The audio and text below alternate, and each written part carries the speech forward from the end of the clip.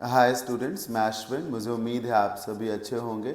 अभी last week ही SSC CGL 2023 के tier 1 के सभी 39 सेट्स की आंसर की आई है। एसएससी ने उसे रिलीज़ किया है। हम इन्हीं 39 सेट्स में जो अलग अलग टाइप के क्वेश्चंस हैं उनको डिस्कस कर रहे हैं सेगमेंट वाइज। अभी तक हम ईडियम्स एंड फ्रेजेस और सिनोनिम्स के इम्पॉर्टेंट क्वेश्चंस को डिस्कस कर चुके हैं। आज के सेशन में हम एसएससी सीजीएल के जो टोटल 39 सेट्स में एंटोनिम्स के क्वेश्चंस पूछे गए थे, उसमें जो इम्पॉर्टेंट एंटोनिम्स के क्वेश्चंस हैं, जो अच्छे क्वेश्चंस हैं, उनको डिस्कस करेंगे। आइए आज की क्लास को स्टार्ट करते हैं। टोटल सेट जैसा कि मैंने बताया कि 39 थे और टोटल जो एंटोनिम्स के क्वेश्चंस पूछे गए हैं वो 110 पूछे गए हैं। सिनोनिम्स के क्वेश्चंस लगभग 70 थे और एंटोनिम्स के क्वेश्चन जो हैं वो 1110 पूछे गए हैं। अब 110 इन क्वेश्चंस में जो इम्पॉर्टेंट क्वेश्चंस मुझे लगे हैं, हम आज के सेशन में उन्हीं को डिस्कस करेंगे। बाकी पूरे 110 क्वेश्चंस का जो पीडीएफ है वो ऑलरेडी हमने टेलीग्राम चैनल पे अपलोड करवा दिया है प्रिंट फॉर्मेट में, कि आप उसे आसानी से शॉप पे जा कर के प्रिंट करवा लें टेलीग्राम चैनल पे। साथ ही साथ जो हमारा ऐप है वहाँ पर भी हमने अपलोड करवा दिया है। ऐप में आप पीडीएफ नोट्स वाले सेगमेंट में जाएंगे तो वहाँ से मिल जाएगा। जिन लोगों को ऐप की जानकारी नहीं है, मैं बता देता हूँ कि अश्विन क्लासेस लखनऊ इस नाम से ऐप है, तो पीडीएफ भी आप डाउनलोड कर लीजिएगा। आइए क्लास को स्टार्ट करते हैं। पहला क्वेश्चन है, Henry is so servile that other people take advantage of him. Take advantage of एक फ्रेज है जिसका मतलब होता है लाभ लेना। तो हेनरी इतना ज़्यादा सर्वाइल है कि बाकी लोग उसका फ़ायदा उठाते हैं। यानी कि सर्वाइल होने का मतलब क्या हुआ कि व्यक्ति बहुत ज़्यादा सीधा साधा है, तभी तो कोई आपका फ़ायदा उठा सकेगा। सर्वाइल होने का मतलब होता है जब आप बहुत ज़्यादा ओबीडियंट हैं, आज्ञाकारी हैं, एक तरीके से फट से बात मान जाएंगे, जब आप नौकर के जैसे हैं। ध्यान से देखिए, सर्वाइल में आपको SERV दिख रहा है सर, इसका मतलब सेवा से होता है। इसी सर्व से ही तो सर्व बनता है, इसी सर्व से सर्विस बनता है, इसी सर्व से ही तो सर्वेंट बनता है। सर्वाइल बना इसी सर्व से सर सब सर्वियंट बनता है। तो इसका मतलब ही है सेवा करना। तो कोई नौकरों के जैसे व्यक्ति को आप सर्वाइल कहते हैं, जो बहुत ज़्यादा ओबीडियंट है, डोसाइल है और सबमिसिव है, जो कहीं से कोई आपत्ति करेगा ही नहीं, जो फट से हर एक बात को स्वीकार कर लेगा। अब इसके एंटोनिम में क्या हो सकता है? शीपिश हो सकता है क्या? शीपिश होने का मतलब होता है जब आपने कोई गलती करी है और अब आप जो है अफसोस व्यक्त कर रहे हैं, यानी कि आप रिग्रेटफुल हैं, आपको दुख है, यानी कि आप एम्बैरेस्ड हैं, तो आप शीपिश हैं। कुछ गलत बोला आपने, you have done something wrong and you feel quite regretful about it, तो आप शीपिश हैं। एरोगेंट, कनिंग, बेकरिंग का क्या मतलब हो सकता है? बेकर करने का मतलब होता है किसी से बहस करना, जुबान लड़ाना जिसको कह सकते हैं, प्रोटेस्ट करना, आर्ग्यू करना जिसको कहा जा सकता है, झगड़ा करना जिसको आप क्वेरल बोल सकते हैं। बिकरिंग को तो याद करने का तरीका है कि बकर बकर क्या कर रहे हो। बिकरिंग, बकर बकर बोलो, है ना, क्या बकर बकर लगे हो, ज़्यादा बकर बकर मत करो, मतलब आर्ग्यू मत करो फिर ना। अब दो वर्ड हैं सर। कनिंग का मतलब होता है एक्सट्रीमली क्लेवर, और एरोगेंट का मतलब होता है जो व्यक्ति बहुत रूड है, यानी कि बात नहीं मानेगा। सर ये सही आंसर है। इस क्वेश्चन को क्यों चूज़ किया? मेरा ऐसा मानना है कि बहुत से बच्चे एरोगेंट और कनिंग में कंफ्यूज हो जाएंगे। सर कनिंग का मतलब होता है एक्सट्रीमली क्लेवर। कनिंग व्यक्ति ऐसा नहीं होता कि वो सामने वाले की बात नहीं मानता, हो सकता है वो सामने वाले की हर एक बात माने, लेकिन अंदर अंदर वो परेशान कर रहा होगा, वो बहुत मन का गंदा होगा, ज़रूरत से ज़्यादा वो चालाक होगा। कनिंग एक नेगेटिव वर्ड है नेगेटिव, एरोगेंट ही, लेकिन क्या है सर, अगर एरोगेंट अगर आप हैं तो आप बहुत अकड़ू हैं, अकड़ू हैं तो आप किसी की बात नहीं सुनेंगे। सर्वाइल में आप सबकी बात मान रहे हैं, एरोगेंट में आप किसी की बात नहीं सुन रहे हैं। तो सही ऑप्शन है ऑप्शन नंबर, कौन सा है सर? ऑप्शन नंबर बी है सही option. Moving on. He was compelled by everyone to join the group. उसे हर किसी ने कंपेल किया। कंपेल मतलब बाध्य करना हो सकता है, हाँ, मजबूर करना, जिसे आप दूसरे शब्दों में फोर्स करना कह सकते हैं। क्या कह सकते हैं? फोर्स करना, एक तरीके से जबरदस्ती जिसको कहा जा सकता है। अब बताइए, डिमर, कन्फेस्ड, इंड्यूस्ड और ऑब्सक्यूर्ड क्या होगा? कन्फेस करने का मतलब तो होता है कि आप अपनी गलती मान रहे हैं, उसी से तो कन्फेस बनता है।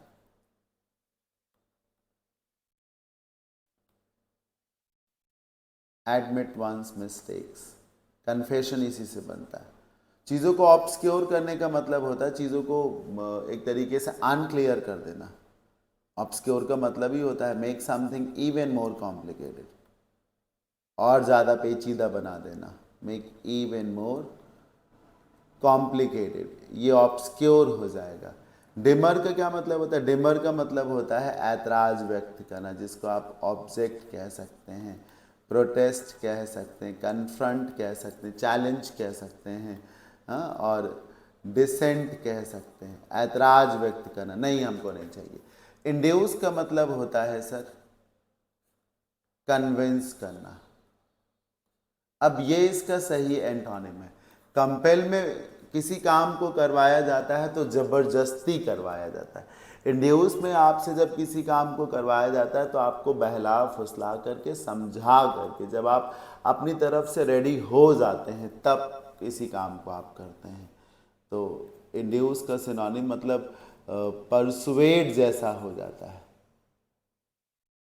ठीक, कि मनाया गया है, उधर बाध्य किया गया, जबरदस्ती की गई, इधर बाध्य नहीं किया गया, इधर आपको समझाया गया, पुश किया गया, बार बार आपसे अर्ज किया गया है, अर्ज किया गया। तो option number 1 is the right answer. Israel has been a staunch ally of the United States. Ally मतलब पार्टनर, साथी, फ्रेंड जिसको कह सकते हैं।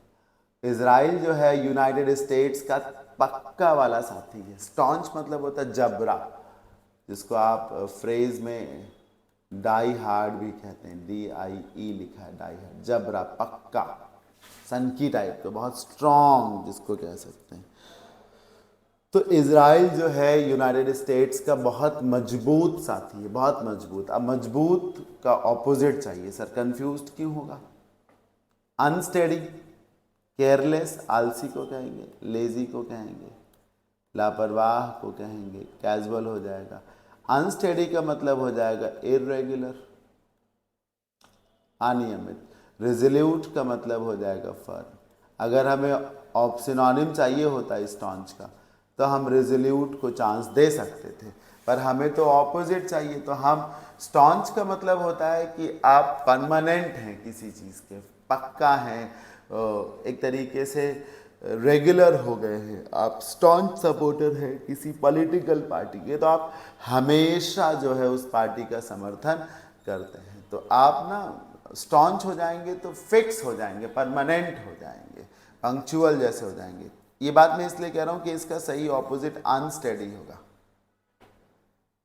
एक सेकंड सोचने दीजिए, हाँ यही होगा सर, क्योंकि केयरलेस का मतलब तो लापरवाह से हुआ, वो तो केयरफुल होना चाहिए, या पंक्चुअल होता तब हम केयरलेस को रखते हैं। यहां तो स्टॉन्च अलाई है, मतलब you always stand by, Israel always stands by United states, हमेशा। तो उसी को अनस्टेडी कर दीजिए, स्टेडी का उल्टा।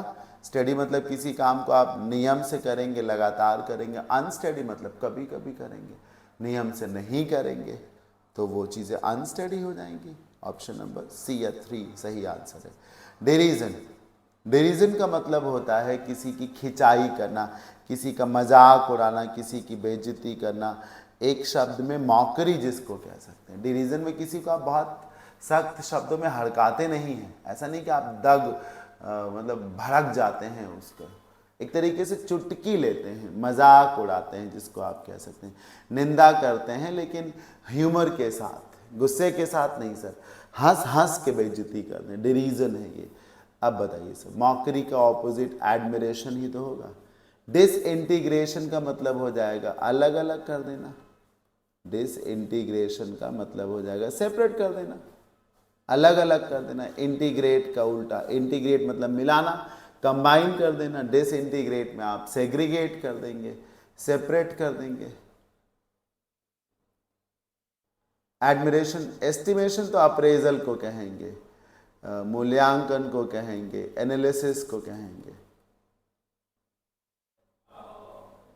टर्मिनेशन, कैंसिलेशन को कहा जाता है। अब आप सोचिए सर क्या होगा, डिस एडमिरेशन ही तो हो जाएगा ना भाई। डिरीजन में आप बेइज्जती करते हैं, एडमिरेशन में आप तारीफ करेंगे, जिसको आप प्रेज बोल सकते हैं, PRAISE। इसे आप यूलॉजी भी कह सकते हैं, EULOG भाई। Is there any portal to redeem these coupons, क्या कोई पोर्टल है, वेबसाइट है जहां पर इन कूपन्स को रिडीम कर सकते। रिडीम करने का मतलब क्या होता है, उसका फायदा उठाना है, कंसेशन लेना एक तरीके से। जैसे आपके पास कूपन है 250 रुपीज़ का, तो आप गए काउंटर पे, आपने कहा कि ये 250 रिडीम कर दीजिए। वाउचर टाइप से नहीं होते हैं, जो डिस्काउंट कूपन्स होते हैं उनको रिडीम कराया जाता है, मतलब उनका लाभ लिया जाता है। सर जब आप चीज़ों को रिडीम करते हैं तो आप उनका एडवांटेज लेते हैं, आप उनका लाभ लेते हैं, आप उनसे फ़ायदा उठा पाते हैं, रिडीम करते हैं आप उसे। अब बताइए सर, फॉरसेक मतलब त्याग देना। फॉरसेक मतलब त्याग देना होता है, जिसे आप अबैंडन बोल सकते हैं। डिप्लोर मतलब होता है निंदा करना, कंडेम करना, कुछ गलत आपको लग रहा है इसीलिए आप उसको क्रिटिसाइज कर रहे हैं। Feel sorry for. इम्बेजल मतलब हेरा फेरी करना, मिसलीड करना। इम्बेजल अकाउंट की हेरा फेरी करना, डॉक्टर जिसको कह सकते हैं। इम्बेजल करना, एम्बेजलमेंट इसी से बनता है, जिसको कहते ही हैं हेरा फेरी। इम्बेजल नहीं होगा, देखो सर 4 फीट होगा। 4 फीट में आपसे कोई चीज़ आपसे छीन ली जाती है, आपको उसके बिना कर दिया जाता है, यू आर विदाउट दैट, आपको डिप्रीव कर दिया जाता है। क्या है कि आप इन कूपन्स को रिडीम करेंगे तो आप इनका बेनिफिट लेंगे, और अगर आप इन्हें 4 फीट कर दें यानी कि आपको बेनिफिट नहीं मिला, आपसे वो छीन लिए गए।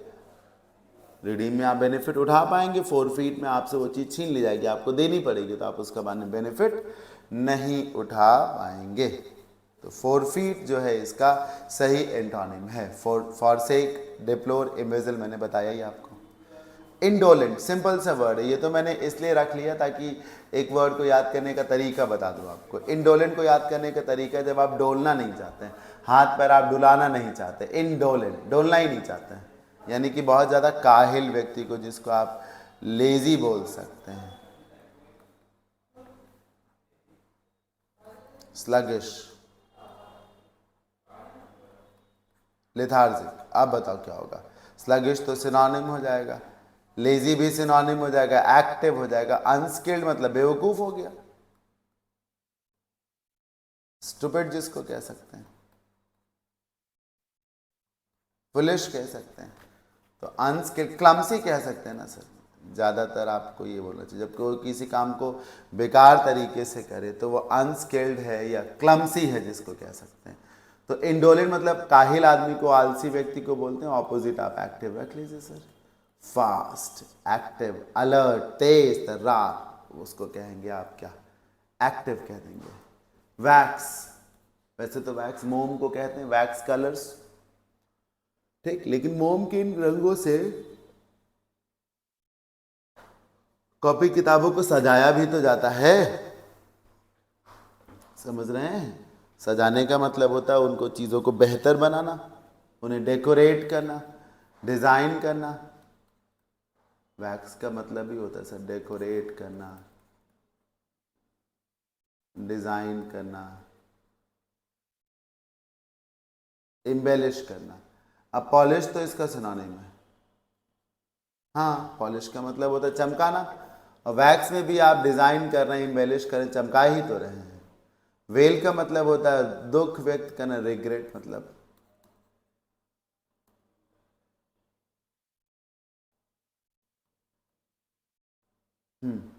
दुख व्यक्त करना। और वेन का मतलब होता है कगार पर होना, जिसको आप बर्बाद भी कहते हैं। फ्रेज है सर ऑन द वेन ऑफ, की कगार पर होना। ऑन द वेन of losing one's job, on the वेन ऑफ डिस्ट्रक्शन, एक तरीके से तबाही की कगार पे, बर्बादी की कगार पे होना। तो वैक्स मोम को कहते हैं, मोम के कलर से सजाया भी जाता है, तो फिर आपको जो है ऑपोजिट तो चाहिए, वरना पॉलिश लगा देते। तो सर आप सोचो, सर आप सोचो क्या हो सकता है। केन तो लाठी को कहते हैं, स्टिक को कह सकते हैं, आप सोचो क्या होना चाहिए। यही वाला तो वेन होना चाहिए भाई। पॉलिश तो सिनोनिम हो गया, केन एक लाठी हो गई, और ये वाला वेल होगा या तो वेन होगा। इस वेल का मतलब होता है अफसोस व्यक्त करना,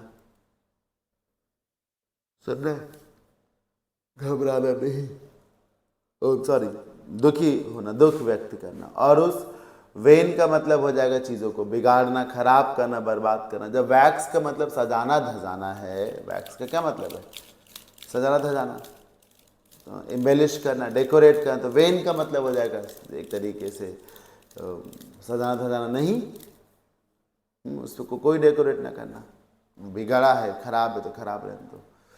the patient found the doctor obtuse and distracted by constant calls on his phones। Doctor को बार बार उनके फ़ोन पे कॉल आ रही थी और वो उससे डिस्ट्रैक्ट हो रहे थे। इस बात को देखकर पेशेंट ने को लगा कि ये जो डॉक्टर है ये गधा है, चूतिया है एक तरीके से। ऑब्ट्यूज का मतलब होता है स्टूपिड, क्या मतलब होता है, स्टूपिड, नॉनसेंस, ना समझ जिसको कह सकते हैं, है ना, क्लमसी जिसको कह सकते हैं, मतलब बेवकूफ, मंद बुद्धि जिसको कहा जा सकता है, जो स्लो लर्नर है, स्लो,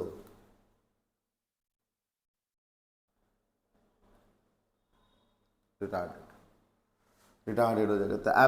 ऑब्ट्यूज का मतलब होता है बेवकूफ, जो बातों को बनाने के बजाय बिगाड़ दे एक तरीके से। अब बताओ इसका क्या हो जाएगा। बेवकूफ का ऑपोजिट एस्ट्यूट नहीं होगा,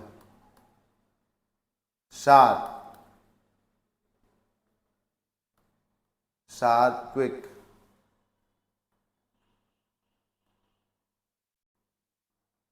हाँ, एस्ट्यूट थिंकर होता है सर। एस्ट्यूट बहुत ही क्लेवर, बहुत तेज तर्रार सोचने वाला, एस्ट्यूट थिंकर कहा जाता है। शार्प, क्विक, फास्ट, क्लेवर, इस तरीके से। तो ऑब्ट्यूज का मतलब मोटापे से तो होता नहीं, ओबीज का मतलब मोटे होने से होता है, इसी से तो ओबेसिटी बनता है, मोटापा जिसको कहते हैं। बैनल मतलब बिल्कुल साधारण, जो चीज़ नॉर्मल है, सिंपल है, कॉमन प्लेस है, not interesting at all.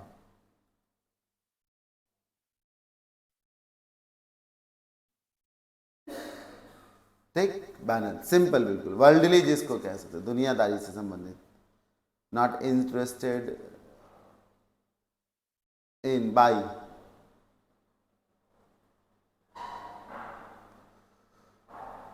Not interested at all, sorry not interesting at all, बेकार, बिल्कुल बिल्कुल साधारण, सिंपल सा। ऑब्सोलीट का मतलब होता है जो चीज़ गायब है, लुप्त हो चुकी, जिसको आप एक्सटिंक्ट कहा जाता कहते हैं, जिसको आप क्या कह सकते हैं, एक्सटिंक्ट, जो चीज़ अब मिलती नहीं, अब जो गायब हो गई, प्रजाति उसकी नहीं बची है एक तरीके से। ऑब्सोलीट बहुत पुराने, प्राचीन को कहा जाता है, जो चीज़ें अब चलती नहीं है, जो चीज़ें अब चलती नहीं है, पूरा ये है। तो ओबीज मोटे होने से हुआ। बैनल का मतलब बहुत साधारण, सिंपल, नो स्पेशल। और एस्ट्यूट का मतलब होता है तेज तरार, शार्प जिसको कहते हैं। ऑब्सोलीट का मतलब होता है एक्सटिंक्ट, जो चीज़ अब नहीं एग्जिस्ट करती। इफरवेसेंट, ये केमिस्ट्री से रिलेट करता हुआ वर्ड है सर।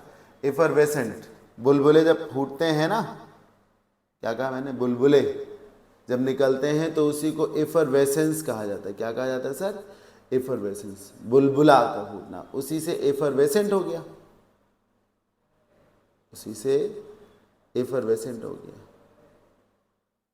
तो जो चीज़ बहुत एक्टिव है या बहुत बबली टाइप से है, एफरवेसेंट होने का ये मतलब है। देखिए रिएक्शन हुआ ना, रिएक्शन होना क्या दिखाता है कि आप सक्रिय हैं कि निष्क्रिय हैं। तो सक्रिय है ना, तो Sonali is Babli and carefree. Sonali बहुत ज़्यादा बबली है और बिल्कुल भी टेंशन नहीं लेती, बहुत ही केयरफ्री टाइप की है। In comparison to her sister Mitali subdued nature, और उसकी सिस्टम मिताली का जो नेचर है वो सबड्यूड है। सबड्यूड होने का मतलब होता है जब कोई व्यक्ति अपनी इमोशंस को ज़मीन में गाड़ के रखे, मतलब अपने गुस्से को, इमोशंस को सबके सामने शेयर ही ना करे, तो वो सबड्यू कहा जाता है। और सबड्यूड नेचर होने का ये मतलब है कि आप बहुत शांत स्वभाव के होंगे। तो लेकिन सोनाली जो है बहुत पैशनेट है, फ्रैंक है, बबली है, केयर फ्री है। अब बताओ इफरवेसेंट का एंटोनिम क्या होगा? अगर इफरवेसेंट का सिनोनिम पूछते तो ये आंसर होता।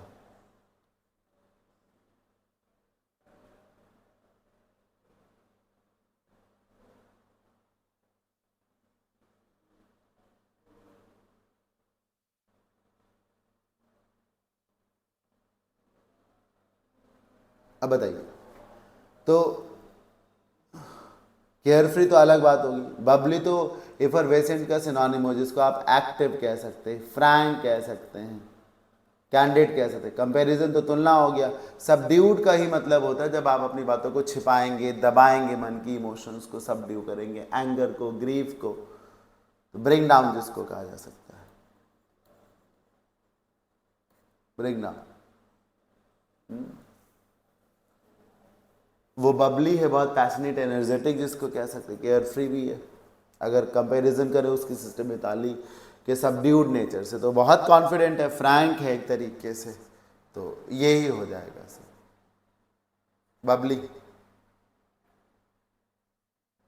ओ आई एम सॉरी, इफरवेसेंट का एंटोनिम बता ना, सबड्यूड हो जाएगा, सबड्यूड जिसमें चीजें दबी रहेंगी, सबड्यूड रहेंगी।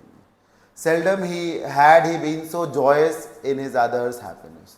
सर आप गौर से देखिए कि इतना सिंपल सा सेंटेंस क्यों पूछा गया। सेल्डम का मीनिंग तो आप जानते ही हैं, तो क्यों पूछा गया? सर हमने पूछा है इसको क्योंकि इसके जो ऑप्शंस हैं उनमें से आप इन दो ऑप्शंस में कंफ्यूज्ड हो जाओगे।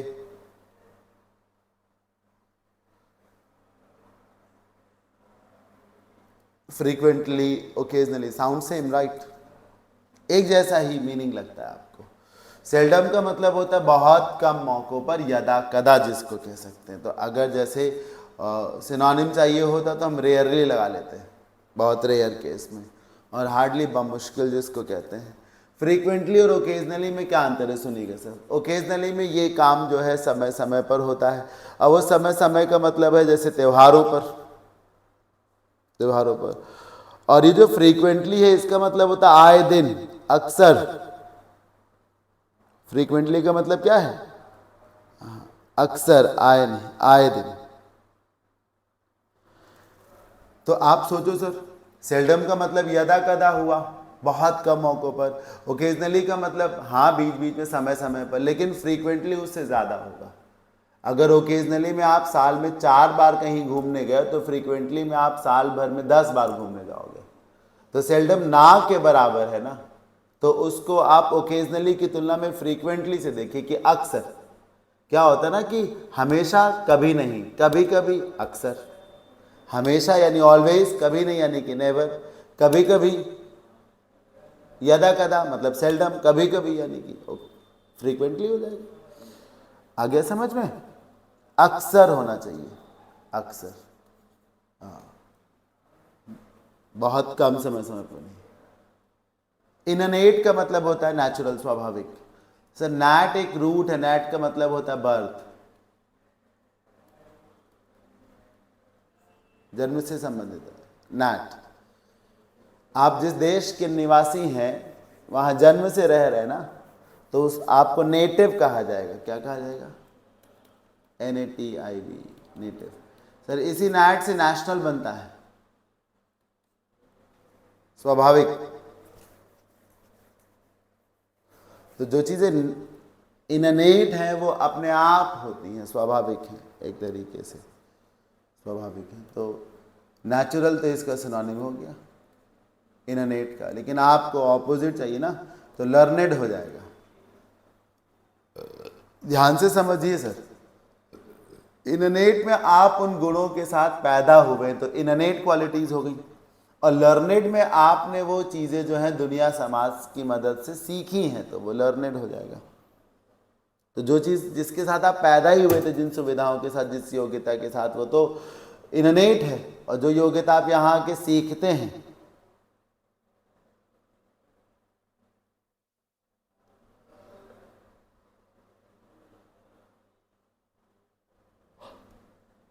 एक्वेटिक का मतलब जलीय से होता है, जलीय जीव जंतुओं को एक्वेटिक एनिमल्स, एक्वेटिक प्लांट्स बोलते हैं। रिप्लीट का मतलब होता है कम पढ़ना, कम पढ़ना। तो इननेट मतलब स्वाभाविक, लर्नेट का मतलब होता है जिसे आपने सीखा है यहाँ पर, तो ये आंसर हो गया। नेचुरल सिनोनिम हो सकता है उसका, इननेट का। एक्वेटिक जलीय तो अलग ही हो गया। रिप्लीट का मतलब होता है घटना, कम होना। तो कंफ्यूज्ड मत होइएगा सर, कुछ लोग नेचुरल और लर्नेड को आपस में मिला देंगे, तो ऐसा ना करिए। फेटिश, क्या लिखा है सर? फेटिश। फेटिश का क्या मतलब होता है? एक तो फेटिश का मतलब अंधभक्त होता है, फेटिश का एक मतलब है Shilpi has a fixed indifference and obsession towards problems in life. Fetish, fetish का मतलब होता है कि सर जब आपका किसी की तरफ झुकाव है एक तरीके से, किसी कस्टम को लेके, किसी सिस्टम को लेके, किसी काम काज को लेके, किसी भी चीज़ को लेके अगर आप जो है इंटरेस्ट लेना चाहते हैं तो आप फेटिश करते हैं। मेरी बात आप समझ रहे हैं ना? तो अगर आप इंटरेस्ट डेवलप करते हैं तो ये फेटिश है, तो आप इसे इंटरेस्ट ही कह लीजिए, आप इंक्लाइन कह लीजिए, सॉरी इंक्लाइन कह लीजिए। तो अब बताइए सर ऑपोजिट क्या होगा? इंडिफरेंस ही तो होगा। इंडिफरेंस में क्या होता है कि आपको कोई फर्क नहीं पड़ता। अब फेटिश में आप एक तरफ झुके हुए हैं तो फर्क पड़ता है ना सर। इंडिफरेंस में किसी को कोई फर्क नहीं पड़ता,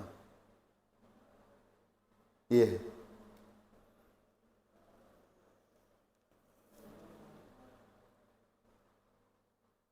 ऑब्सेशन, मोटापे की तरफ जा सकते हैं आप, या मोटापे की तरफ नहीं जाएंगे, वो तो ओबेसिटी हो जाता है। ऑब्सेशन का मतलब होता है जब कोई चीज़ आप लगातार लंबे समय से सोच रही हो।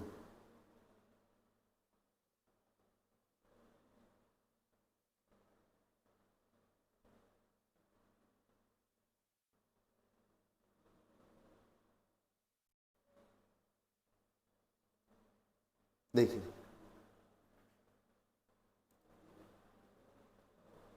आगे बढ़ना चाहिए अब मुझे लगता है, क्योंकि फेटिश का मतलब झुकाव, लगाव से है, तो ऑपोजिट इसका जो है वो इंडिफरेंस हो जाएगा, जिसमें कोई फर्क नहीं पड़ता एक तरीके से, जिसको आप डिसइंटरेस्ट कह सकते हैं।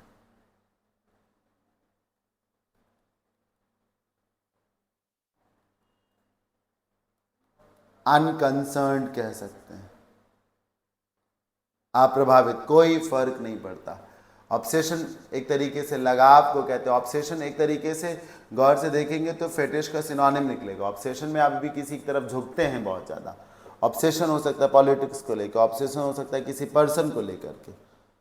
फिक्स तो अलग बात होगी। फिक्स का मतलब समस्याओं से होता है, प्रॉब्लम्स का मतलब भी समस्याओं से होता है। ठीक, तो बच गया, इनडिफरेंस हो जाएगा सर। ऑब्सेशन तो सिनोनिम है। The boy, I am sorry, look dishevelled and lost. वो जो लड़का है वो बड़ा उजड़ा चमन लग रहा था। डिसहेवेल्ड का मतलब होता है जब आपके बाल इधर उधर उलझ से गए हों तो आप डिसहेवेल्ड हैं। एंड लॉस्ट, खोया खोया सा तो लग रहा था वो लड़का, जो है अजीब लग रहा था, बहुत ज़्यादा खोया खोया।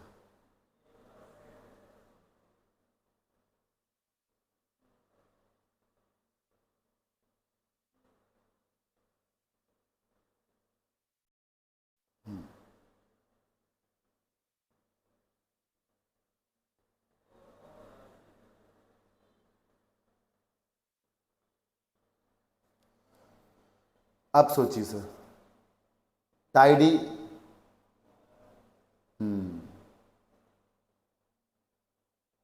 टाइडी, क्लमसी, तो डिसेबल का तो सिनोनिम हो जाएगा कम, क्लमसी। क्लमसी जब आप किसी काम को बिगाड़ देंगे।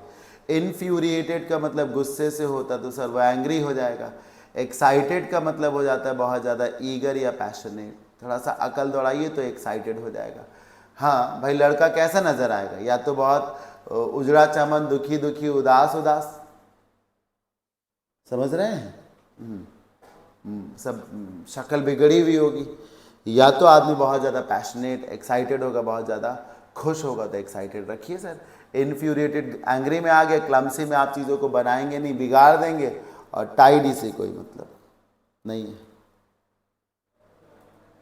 सर डिसेबल एक इंपॉर्टेंट वर्ड था, याद रखिएगा सर, मेसी कर देना सिचुएशन को। He was riding his bike on a bumpy service, वो अपनी बाइक को एक बम्पी सरफेस पे चला रहा था। बम्पी सरफेस किसको बोलते हैं? ऊबड़ खाबड़। हमारी बॉडी में कमर के नीचे पिछला जो हिस्सा होता है उसको बम्प कहते हैं, तो वो थोड़ा सा ऊपर निकला हुआ तो होता है, तो वो बम्पी सरफेस हो जाता है। आप समझ रहे हैं? ऐसे ऐसे बम्पी।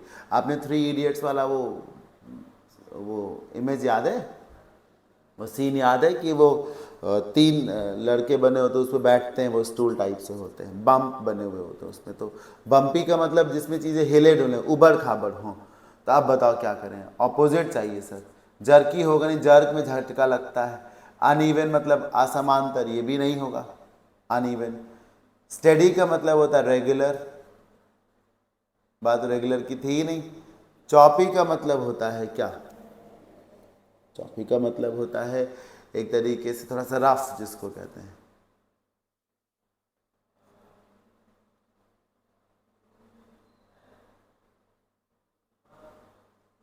तो फिर चॉपी, जैसे चॉपी वेव्स होती हैं, चॉपी वेव्स होती है, उबड़ खाबड़ चक्रवात तूफान जैसी। तो चॉपी वाटर, चॉपी वेव, है ना, रफ जिसको कह सकते हैं। तो आपको ऑपोजिट मिल गया, बम्पी सरफेस की जगह स्टेडी हो जाएगा, जिसको आप अपने शब्दों में स्मूथ समझ लीजिए, आप इवन समझ लीजिए। अनइवन लिखा है, इसी का उल्टा इवन समझ लीजिए। आगे बढ़ने से पहले मैं बताना चाहूँगा कि अगर सिनोनिम एंटोनिम आपके लिए एक चैलेंज है, तो मेरा ये बैच है जिसमें मैंने 60 क्लासेस हैं, साथ ही साथ 20 एक्सरसाइज वीडियोस हैं। 60 क्लासेस है, 20 एक्सरसाइज वीडियोस हैं। हर क्लास में जो है 10 सिनोनिम और 10 एंटोनिम हैं। उन 10 के तरफ से अंदर अंदर 4 ऑप्शन हैं, तो 10 25 50 और 50 और 50 100। तो हर सेशन में 100 क्वेश्चंस का आप डिस्कशन करेंगे, 100 का, समझ रहे हैं? 100 क्वेश्चन इस तरीके से। तो जब 100 क्वेश्चन का डिस्कस करेंगे तो हर एक सेशन में एक, तो आप समझ सकते हैं कि कितना सारा कंटेंट होगा जो आपको पढ़ाया जाएगा। नहीं, 100 क्वेश्चन नहीं डिस्कस करेंगे, माफ़ करिए, 50 को डिस्कस करेंगे। 5 सिनोनिम के और 5 एंटोनिम के, और सब में 5-5 में ऑप्शंस दिए रहेंगे। तो 25 50 क्वेश्चंस डिस्कस करेंगे, और 80 वीडियोस हैं टोटल। तो आप 80 को 500 से मल्टीप्लाई करिए, तो 4000 सिनोनिम्स एंड एंटोनिम्स को डिस्कस करेंगे। हमने यहाँ 3000 ही लिखा है, ठीक है? तो ये बैच आप बाई कर सकते हैं। इनफैक्ट वोकैब का एक कंबाइंड बैच भी है जिसमें इडियम्स, सिनोनिम्स, एंटोनिम्स सब कुछ मिलेगा, वो भी ले सकते हैं। She chided her son for being impatient with the customers. उसने अपने बच्चे को डांट लगाई इसलिए क्योंकि वो पेशेंट के केस में धैर्य खो रहा था। तो कहा गया कि धैर्य क्यों खो रहा? पेशेंट जो मांग रहा दिखाओ, वापस कर रहा तो वापस कर लो। तो ये इम्पेशेंट होना कहा जाता है।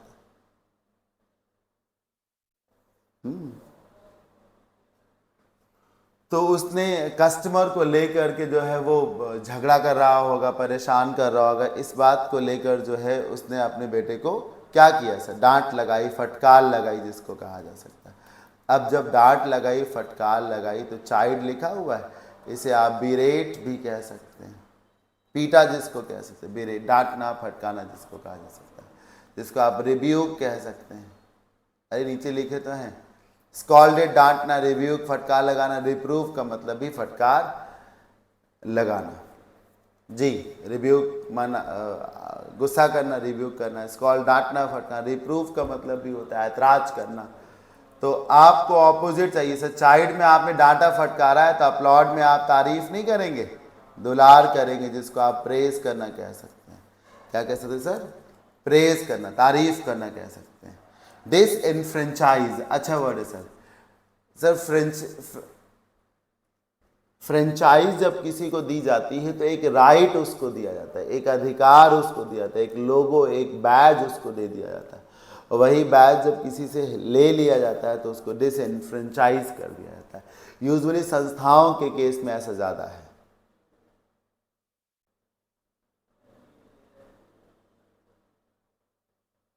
समझ रहे हैं ना। तो डिसएनफ्रेंचाइज में आप छीन रहे हैं चीज़ों को, तो जब आप छीन रहे हैं चीज़ों को तो ऑपोजिट क्या चाहिए, ऑथराइज्ड ही तो हो जाएगा भाई। डिसएनफ्रेंचाइज में आप खदेड़ रहे हैं, भगा रहे हैं, वंचित कर रहे हैं, तो ऑथराइज्ड में आप एक तरीके से अप्रूव कर रहे हैं,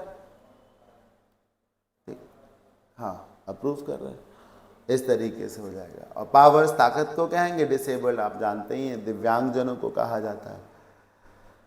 और रेंज तो घोड़े की लगाम को रेंज कहते हैं सर, रस्सी की जो होती है लगाम को कहेंगे। तो डिसएनफ्रेंचाइज एक अच्छा वर्ड था, मुझे नया लगा इसलिए मैंने सोचा मैं ज़रूर आपको इसे पढ़ा दूँ। सेलेक्टिव सिंपल सा वर्ड है, सिंपल सा वर्ड है, लेकिन क्या करेंगे सर इन दोनों में से। सेलेक्टिव का मतलब होता है कि जब आदमी ने तय कर लिया है तो उसको क्या करना है, मतलब जो वो चूजी है एक तरीके से, चूजी सेलेक्टिव।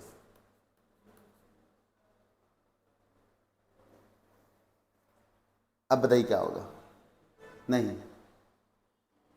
प्लान्ड होगा, डाउटफुल होगा, केयरलेस होगा, स्टिमुलेटिंग होगा। देखो सर जब आप सेलेक्टिव होकर के काम करते हैं तो चुन चुन के काम करेंगे, बहुत सीरियसनेस के साथ काम करेंगे, हर चीज़ का ध्यान रखते हुए काम करेंगे, सब कुछ नहीं आप उठा लेंगे। जैसे कुछ लोग जब शादी बारात में भोजन परोसते हैं तो लाइन से सब जगह से वो भोजन ले लेते हैं, लेकिन कुछ लोग जो चुन चुन के भोजन लेते हैं कि इसको स्किप कर देंगे, उसको लेंगे, उसको स्किप कर देंगे, उसको लेंगे।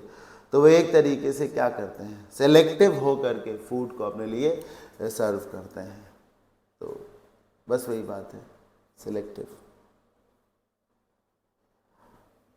ऑपोजिट क्या मिला सर, ऑपोजिट मिला आपको केयरलेस। देखो सेलेक्टिव का सिनोनिम जो है वो प्लांट तो होगा ही होगा, ठीक, सिनोनिम ही तो होगा ये। स्टिमुलेट करने का मतलब होता है चीज़ों को बढ़ाना, पुश करना जिसको कह सकते हैं, प्रोपेल करना कह सकते हैं, तो वो तो अलग मसला हो गया। डाउटफुल में आपको संदेह है तो इसका ऑपोजिट जो है वो सर्टेन होना चाहिए ना। डाउट में अगर आपको संदेह है तो इसका ऑपोजिट सर्टेन होना चाहिए। हाँ आप डाउटफुल नहीं है यानी कि आप कॉन्फिडेंट हैं,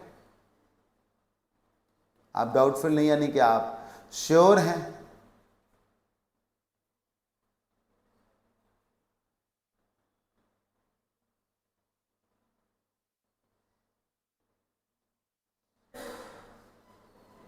बताइए,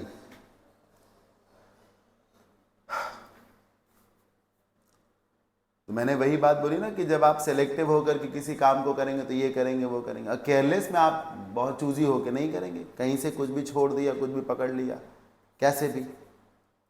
the crowd gave an exultant cheer to the football team when they were exiting the airport. जब फुटबॉल टीम के प्लेयर्स जो हैं एयरपोर्ट से बाहर निकल रहे थे तो क्राउड ने क्या किया होगा, चीयर किया होगा, तारीफ की होगी, खूब चिल्लाए होंगे। एक्सल्टेंट का मतलब होता है excited, extremely excited, exultant, happy जिसको कहा जा सकता है, हैप्पी। अब बताइए सर तो क्या हो जाए, रिजॉइसिंग तो सिनोनिम हो गया खुश, जुबिलेंट सिनोनिम हो गया खुश, इलेटेड सिनोनिम हो जाएगा खुश, डिसकॉन्सोलेट हो जाएगा हताश। क्या कहते हैं इसको, हताश अथवा निराश कहा जाता है, तो डिसकॉन्सोलेट हो जाएगा। सर सेशन में आगे बढ़ने से पहले मेरे हिसाब से सेशन ओवर हो गया, हाँ सर यहीं से सेशन ओवर हो गया। इससे पहले मैं सेशन को वाइंड अप करूं, मैं बता दूं कि अगर वोकैब आपके लिए एक बहुत बड़ा चैलेंज है तो ये मेरा बैच है वर्ड पावर 1.0 के नाम से।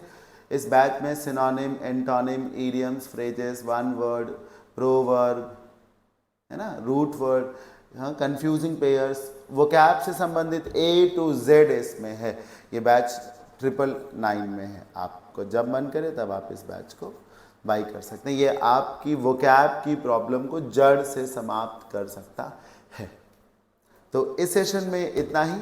अगर कोई डाउट रह गया हो तो भाई आप इस नंबर पे कांटेक्ट करके पूछिएगा। और thank you so much for watching this video. और कैसा लगा मुझे कमेंट के माध्यम से बताइएगा। अच्छा लगा हो तो लाइक भी करिएगा, शेयर भी कर सकते हैं अपने फ्रेंड्स में। थैंक यू सो मच, मिलते हैं अगले सेशन में, बाय बाय।